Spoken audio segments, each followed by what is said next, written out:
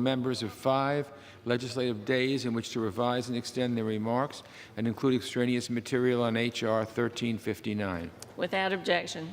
I yield myself as much time as I may consume. The gentleman is recognized. Madam Speaker, when we talk about our development efforts around the world, we often focus on very big concepts: promoting democracy and human rights, making governments more open and accountable, expanding economic opportunity.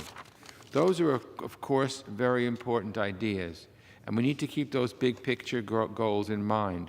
But we also need to be working constantly to develop the specific day-to-day tools and efforts that will help us advance towards those goals. And in the 21st century, a lot of those tools have to do with technology. Think of the way the Internet has changed the global economy, the way technology has improved communication, the sharing of information, the ability of people to participate in worldwide markets and conversations.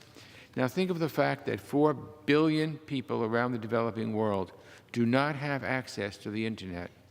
Think of the untapped potential, the number of people who cannot participate in a constantly expanding online marketplace of goods and services and ideas. The number of people with stories to tell, whether they're about life in remote communities or the corruption of a repressive government, but who cannot get their hands on the modern-day tools we use to communicate with one another. The number of people who cannot get information about a new opportunity or an impending disaster because they don't have a laptop or a smartphone. As technology continues to rush forward in so many aspects of modern life, unfortunately, far too many people are being left behind. This bill aims to help close that so-called digital gap. This legislation would push the State Department, USAID, the Peace Corps, and American representatives in international bodies to incorporate Internet access into development planning. There's a number of ways we want to do this: through diplomacy, advising other governments to prioritize this issue; through development, by incorporating this priority into our work on the ground, especially with respect to women, minorities, and other marginalized groups, and in the international and multilateral groups conducting assessments and evaluations of development progress. We want to see access to the Internet as an important goal and metric. This legislation builds on our country's long-standing leadership role in this area.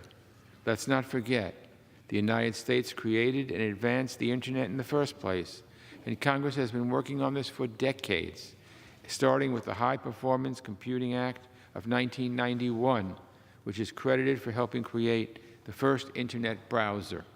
It's an important legacy to build on, and it coincides with an important foreign policy goal.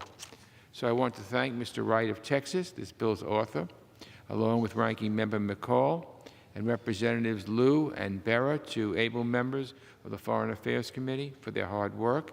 I'm glad to support this measure, and I reserve the balance of my time. The gentleman from New York,